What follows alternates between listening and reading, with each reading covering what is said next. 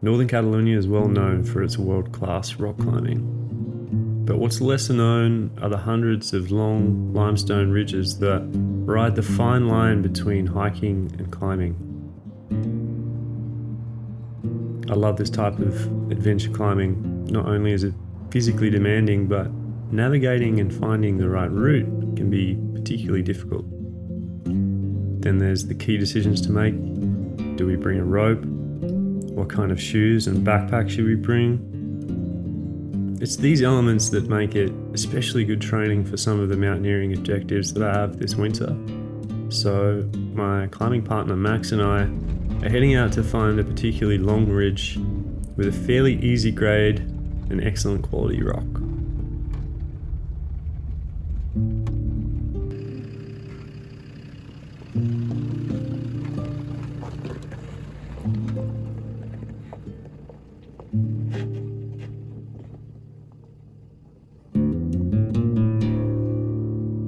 So this is Cresta de Ferran. So this is a 2,000 meter long limestone ridge that Max and I are going to climb tomorrow, but we're just coming up to check it out just to make sure we know exactly where we're going in the morning, because this is going to be a really long day. In the guidebook it says larguísima. We're going to go suss out the start of the route now and determine the difficulty and just make sure we got all the gear that we need, and then we'll be back here first thing tomorrow for first light to do the first pitch of many.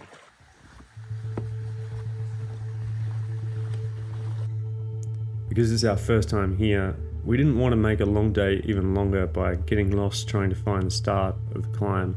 So we decided to come out the evening before to make sure we'd be able to find the ridge the next day. Lovely rock. Yeah, beautiful, huh?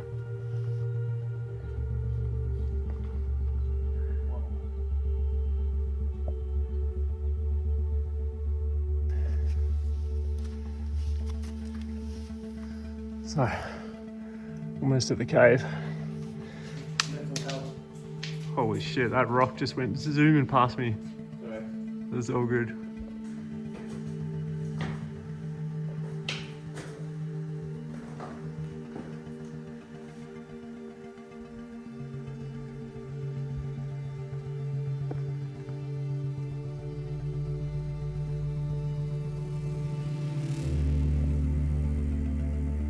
It's 6 o'clock and we've only really done a pitch or two but we're going to wrap down the way we came. We know where the route is now, so we'll be up early tomorrow morning and starting. Right now we have this incredible sunset to enjoy.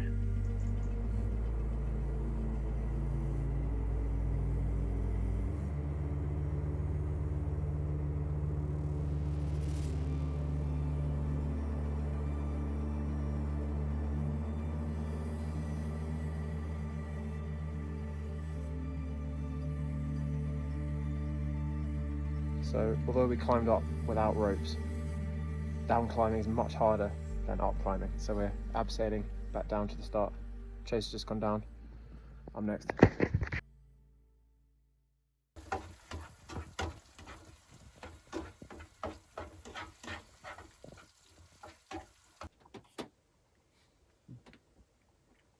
Oh damn, that's good. I know, it's so fucking tasty. These are 80 cents a can.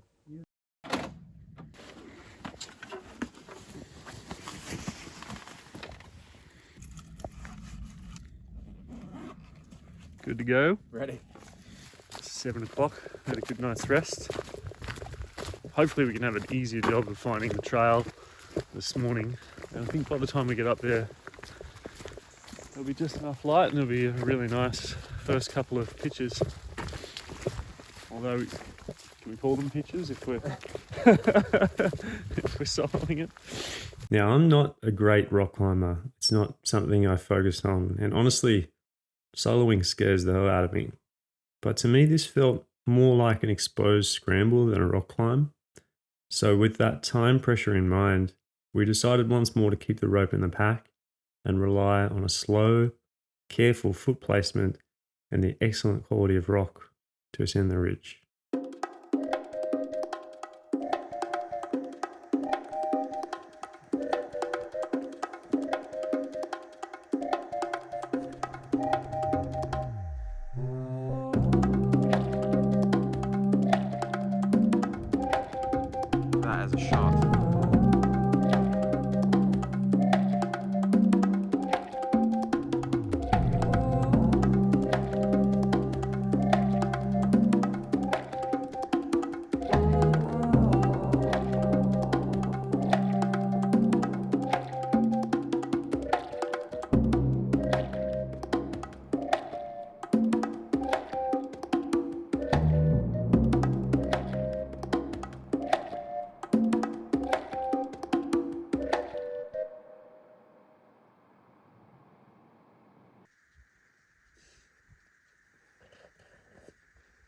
terrible.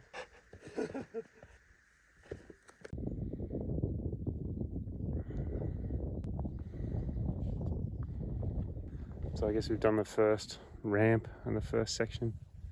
I think this is the second ramp, so it's another 700 meters of scrambling along this beautiful ridge. Rock quality is really good, but we've just taken it pretty slow because some of it's kind of loose. It's not the kind of place I want to sleep.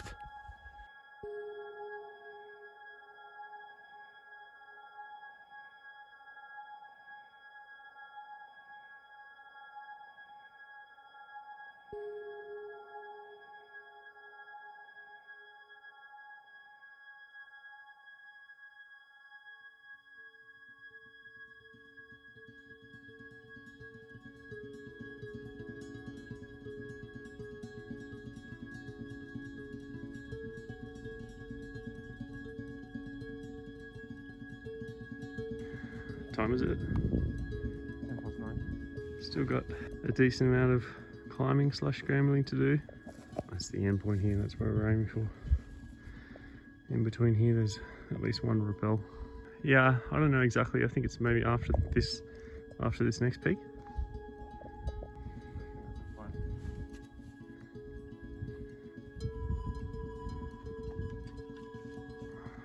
Changed my mind 3 or 4 times about what gear I was bringing. Like I literally bought a brand new pair of shoes just for this trip.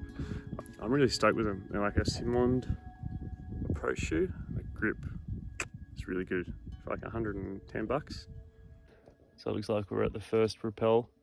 So harness is on, we get the rope out, wrap down, and then it looks like we're going to climb up this section here, which it looks like it might be one of the more difficult sections, and I'm sort of kind of wishing I brought rock climbing shoes actually, looking at it now.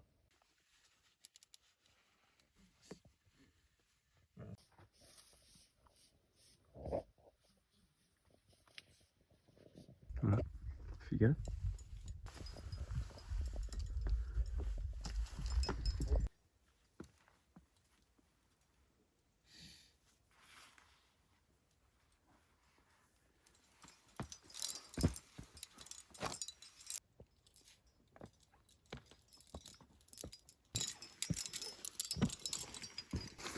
I'm making pretty good time.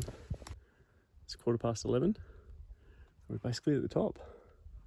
So I think we've done pretty good speed-wise. I'm really happy. It's turns out to be a lot shorter and easier than I thought. Yeah, that's it.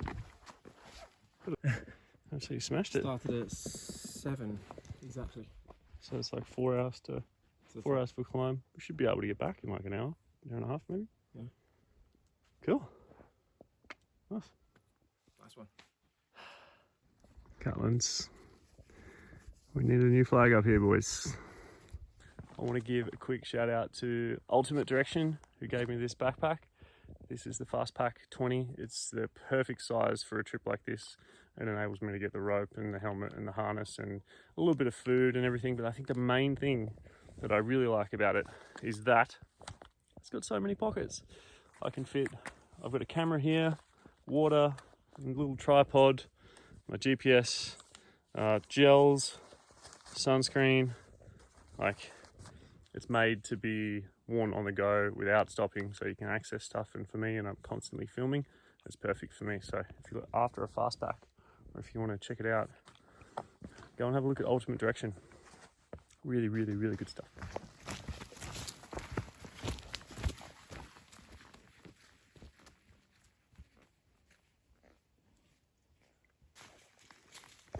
Hey friend. What's up? Want a sniff? Welcome to a new segment I like to call What I Learned on My Recent Adventure. For this particular thing, I think that I was looking at the guidebook and overestimating what it took. And I think that's an important thing to share, because I've been doing this for a while and I still get that self-doubt where I'm not really sure if I'm good enough or strong enough to be doing a certain climb. But the thing is, you've just got to get out there and do it. You won't know until you're out of your limits, until you're there. There's really no way to prepare. But if you're a hiker and you want to go more into the vertical world, then something that really helps is rock climbing. So get into the gym and practice moving your body in the vertical world.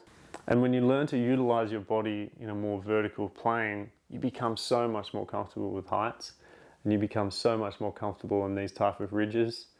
And yeah, the exposure is always going to be there. If you have a fear of heights, maybe it won't ever go away, but the closer you get to that edge and that fine line, the more comfortable you start becoming.